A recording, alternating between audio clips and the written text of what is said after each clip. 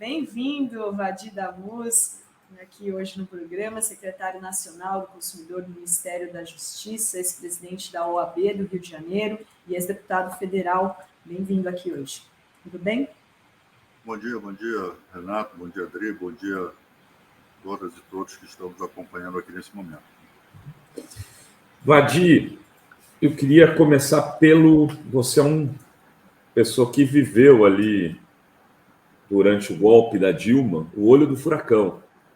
Você viu o ambiente político, né, ir se consolidando de maneira terrível, até que ela fosse empichada ou fosse golpeada, que me parece o termo mais adequado.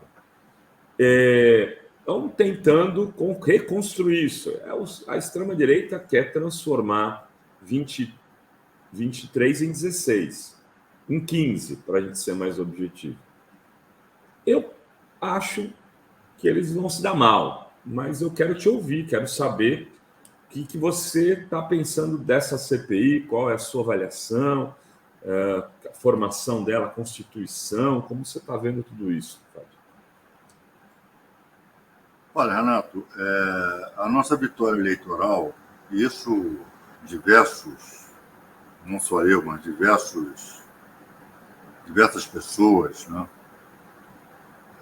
antes ou depois do resultado, né, que fomos vitoriosos, mas sempre se alertou de que a extrema-direita não iria se desmobilizar depois da eleição. Nós sempre, pelo menos parte de nós, sempre teve claro que a derrota eleitoral não ia devolver essa turma para casa, né? Antes, pelo contrário. Continuaram mobilizados antes da posse do presidente, né?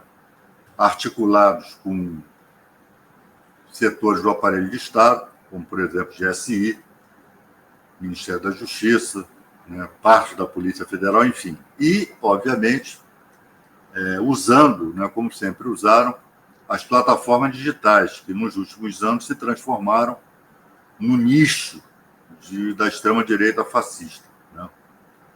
E o dia 8 foi o ponto culminante até agora. Mas depois do dia 8, eles agora foram indiciados 200 golpistas lá, outros vão usar tornozeleira. Está claro que o Judiciário e o governo, o Ministério da Justiça, a Polícia Federal, não vão deixar passar em branco todas essas tentativas, todas essas manifestações de ódio, enfim, manifestações da extrema-direita. Mas, ainda assim, eles continuam mobilizados e vão continuar mobilizados, né? Então, isso nos impõe uma série de tarefas. E a CPMI vai ser, de novo, um teste aí para eles e para nós, né?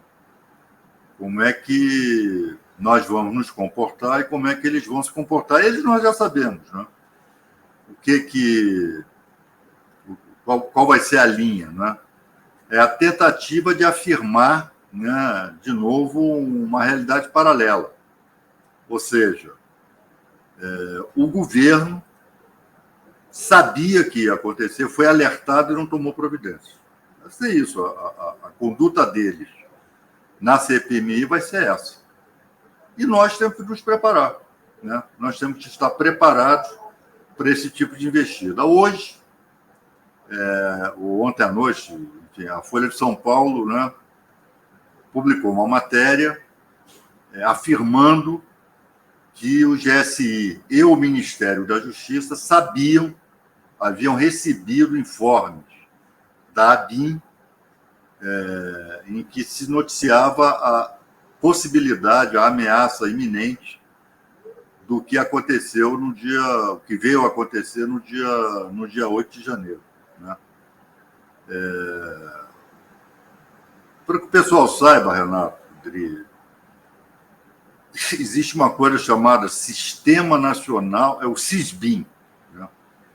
Sistema Nacional de Segurança, enfim, que, na verdade, até então, era um grupo de WhatsApp, integrado basicamente por gente do governo Bolsonaro, né? Que é a matéria que eu fiz ontem, inclusive, né? Não exatamente. Sei se você leu, Vadir. Li. Né? Isso é absolutamente... grupo de WhatsApp que eles estão dizendo que é um relatório da ABIN. Que não é verdade, não há relatório da ABIN. Houve Então, vamos lá. O que a tua matéria fala e corretamente? Compilaram-se esses informes, que a ABIN tem várias classificações, informe, relatório, enfim.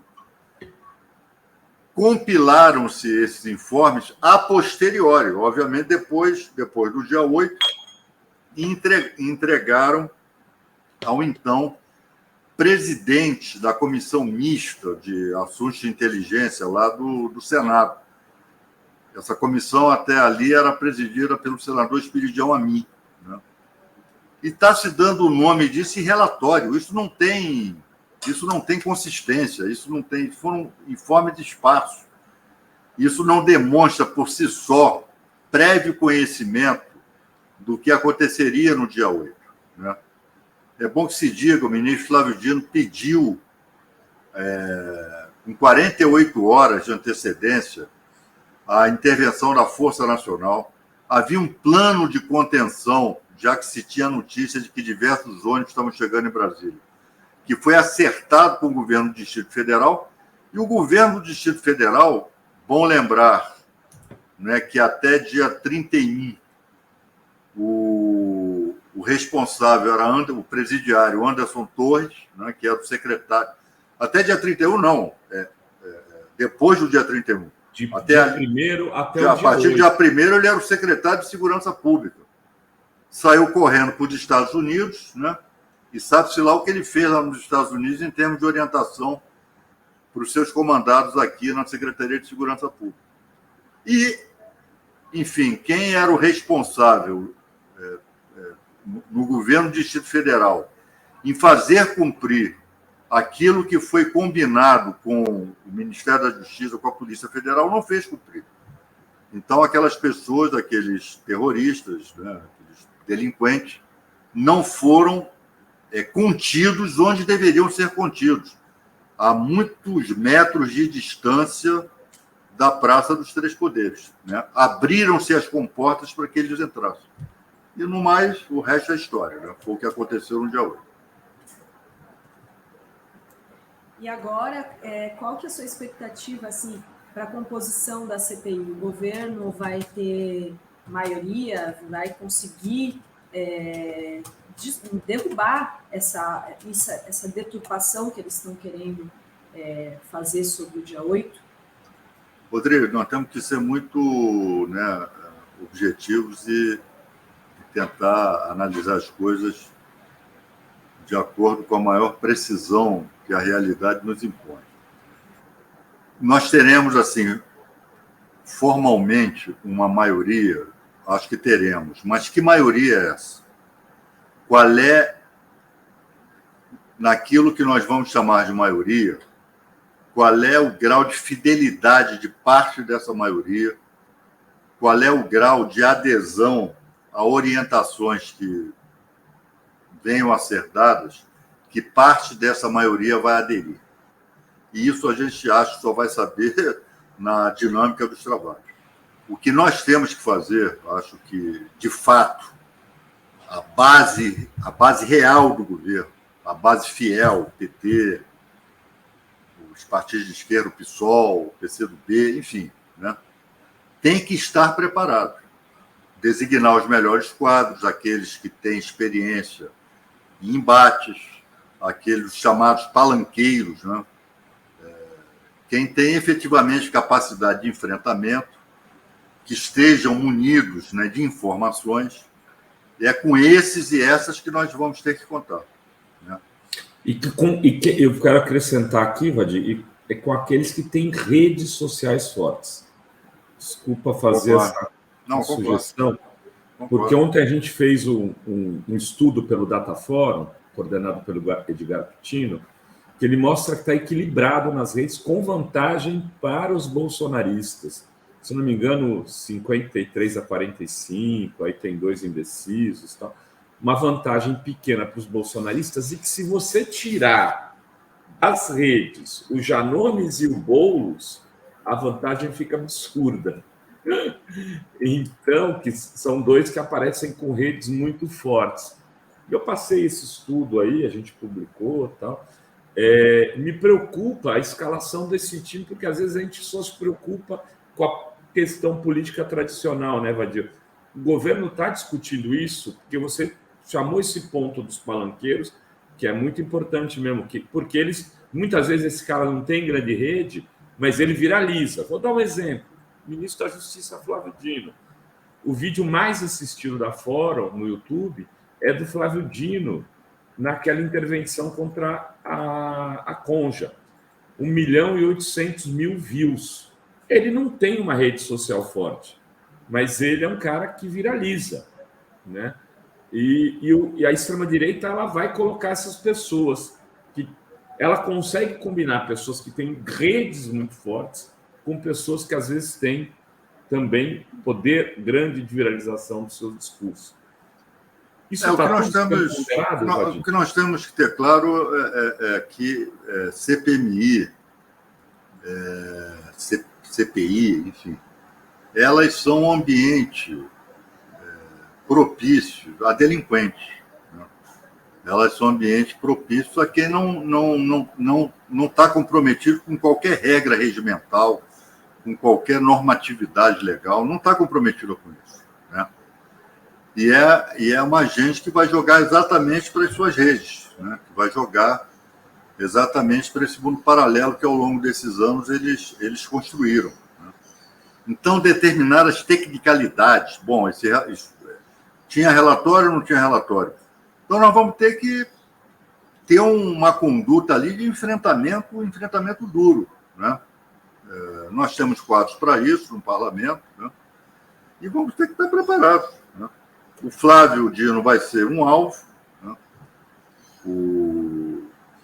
Ao meu ver, para ser sincero, ele é o grande alvo dessa CPI.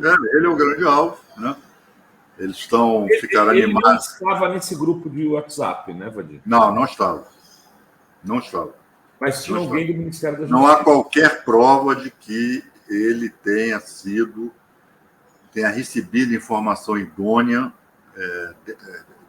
como eles estão dizendo que recebeu. Né?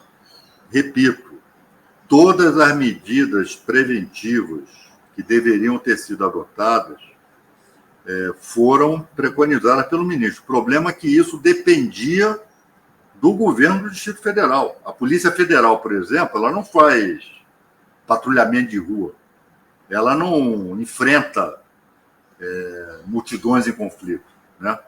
A Polícia Federal tem outro papel. Ali é o papel da Polícia Militar. E mesmo a Força Nacional depende da boa vontade do governador que vai receber os efetivos da Força Nacional. E nós sabemos, já temos informações suficientes, para saber que o governo do Distrito Federal falhou. E agora vai competir, né, nas investigações, saber se falhou dolosamente, ou seja, intencionalmente, ou falhou por incompetência, e mais, né? E a conivência de boa parte do GSI e de militares lá sediados aqui no Comando do Planalto, né? onde havia aquele acampamento. Né? Hoje se sabe que a participação de militares foi muito importante para que o dia 8 acontecesse. Né? Então é nisso que nós vamos ter que focar. Nós temos que deixar claro à população brasileira que os terroristas são eles. Né? E que se o dia 8 aconteceu, embora nós estivéssemos no governo, a responsabilidade não foi nossa, da maneira como eles estão tentando construir. O general Gonçalves Dias possivelmente sabia, o general Gonçalves Dias esteve à altura dos acontecimentos? Não esteve à altura dos acontecimentos. Né? Não esteve. Né? Ele não O general talvez tenha desaprendido a comandar tropas, ou não tenha querido comandar naquele dia. Agora, foi exonerado, né? O GSI está passando pela faxina aí que nós estamos assistindo. Então, vamos entrar em campo aí na CPMI enfim, com a arma da verdade. E você acredita Você vai falar sobre o general G. Dias? Não, porque eu queria aproveitar esse ponto, então para não depois perder aqui. Aí é porque ele é um cara de grande confiança do Lula, né, Vadir? Ele cometeu muitos erros. Eu aqui no dia seguinte, eu defendi o G. Dias, agora recentemente, mas no dia seguinte do dia 8 de janeiro, eu falava exatamente isso. Ele não exonerou os DAS-5, os DS-6, o secretário executivo. Ele era um comandante sem tropa, né, Vadir? Ele era um cara que comandava uma tropa que não era dele, que, inclusive o homem da confiança do Heleno era o segundo dele. O que aconteceu? Por que, como é que ele faz isso? E como no governo não tem uma casa civil, alguma coisa? Está tudo errado.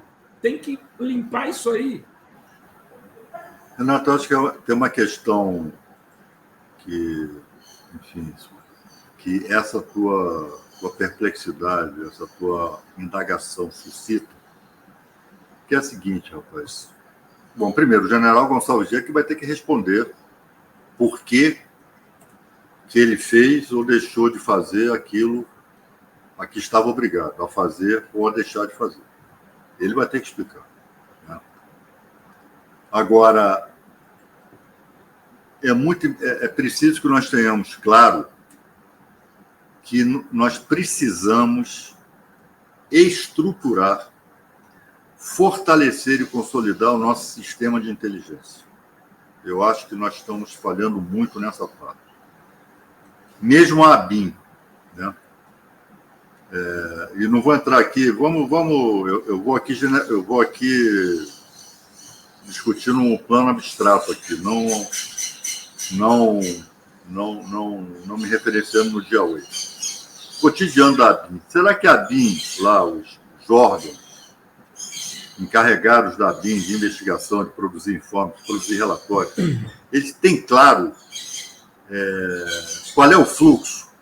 Bom, temos essa informação aqui, detectamos que lá no Rio Grande do Norte, lá o PCC, sei lá o que, vai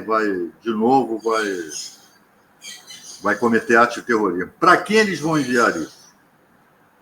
Isso está previsto na normatividade da ABIN? Os servidores da ABIN estão orientados nesse sentido? Qual é o fluxo? Né? O que eles fazem com a informação? Para quem deve receber essas informações?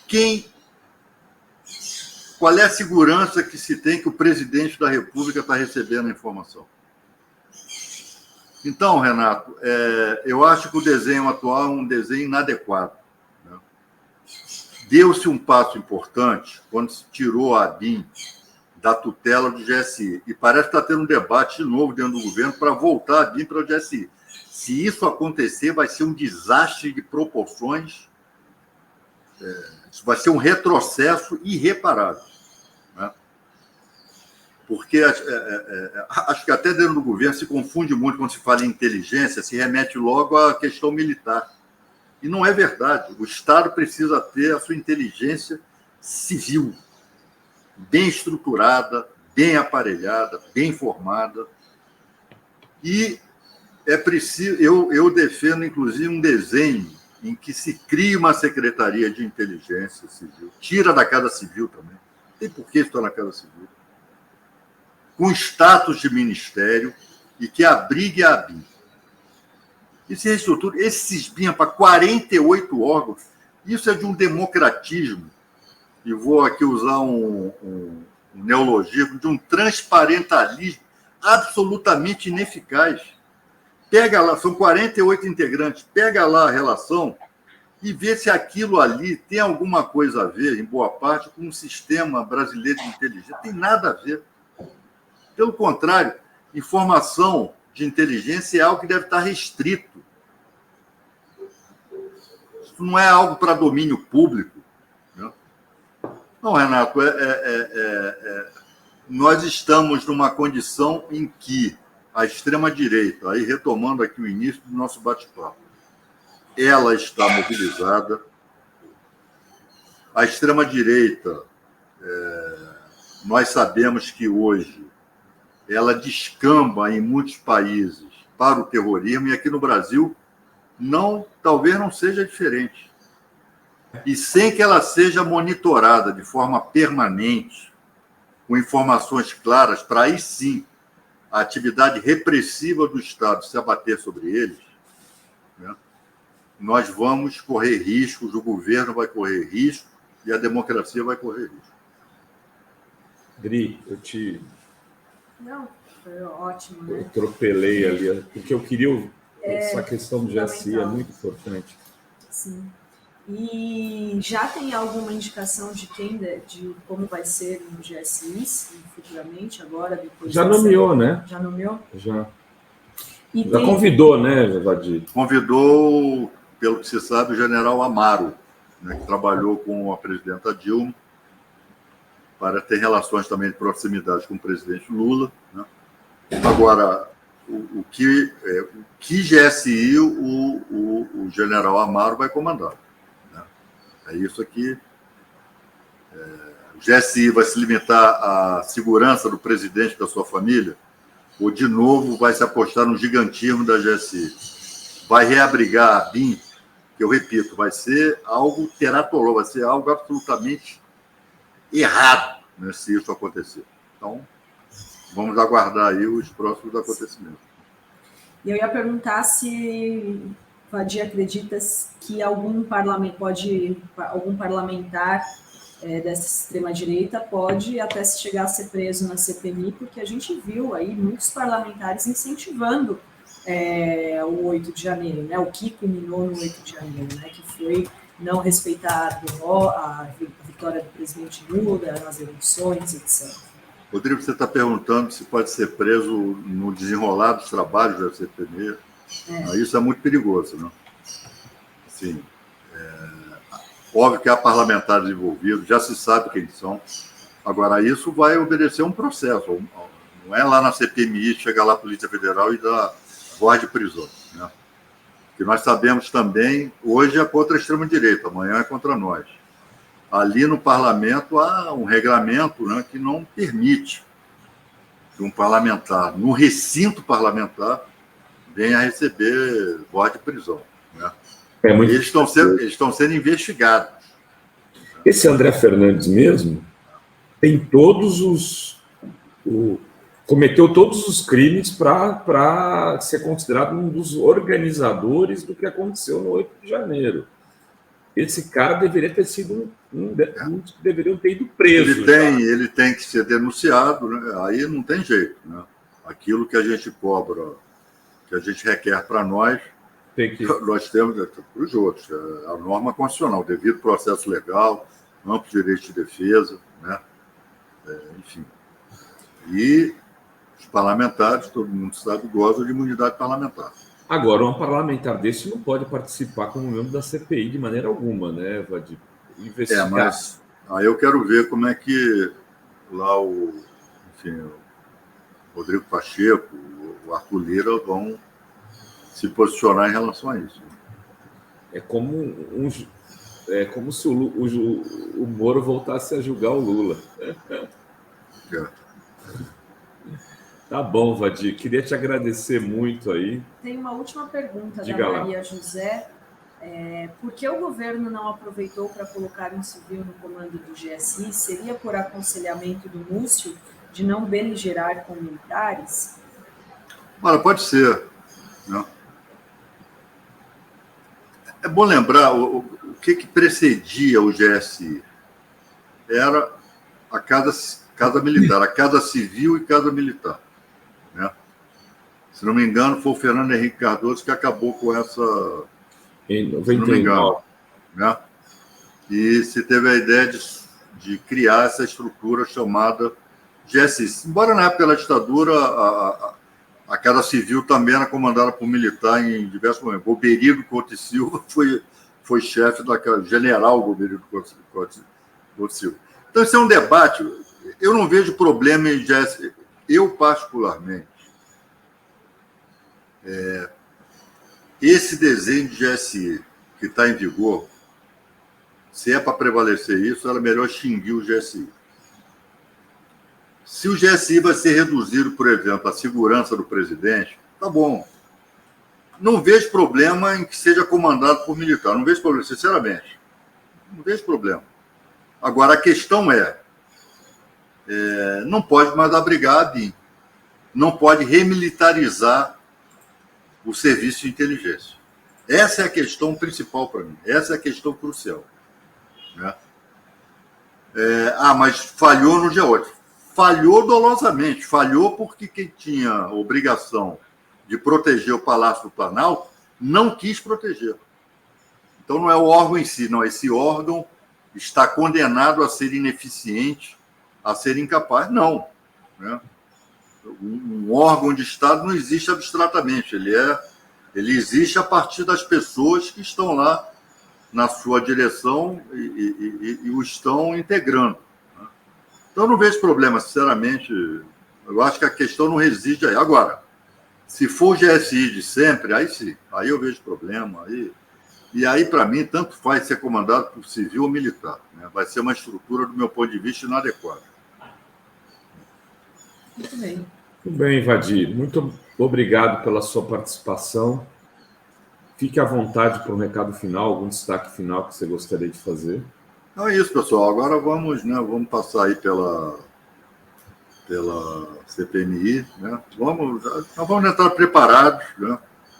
E, enfim, vai ser um embate e acho que vai acabar servindo para que nós, efetivamente,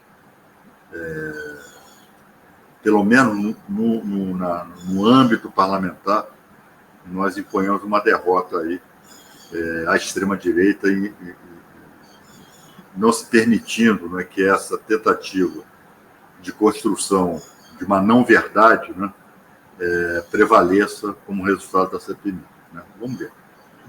Muito obrigada, Vadir. Obrigado, Vadir. Até Tchau. a próxima. Oi, gente. Vocês sabiam que a Fórum foi a primeira a noticiar que teve gente do Exército dentro do Palácio do Planalto ajudando os vândalos do 8 de janeiro a fugir?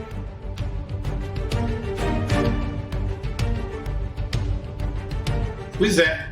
Essa pessoa hoje se tornou testemunha oficial e só agora está sendo descoberta pela mídia convencional. Você que nos acompanha há muitos anos não fica surpreso, né? Tivemos juntos no golpe contra Dilma, na perseguição ao Lula pela Lava Jato e durante o pesadelo que foi o governo Bolsonaro.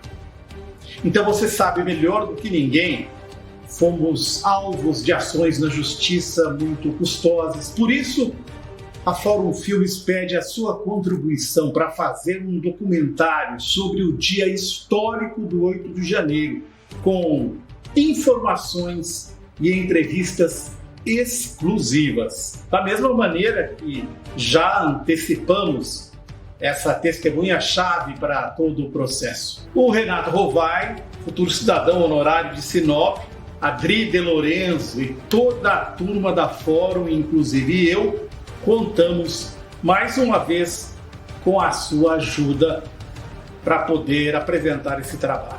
Quem não puder, mesmo que um pensamento positivo já nos ajuda. Muito obrigado.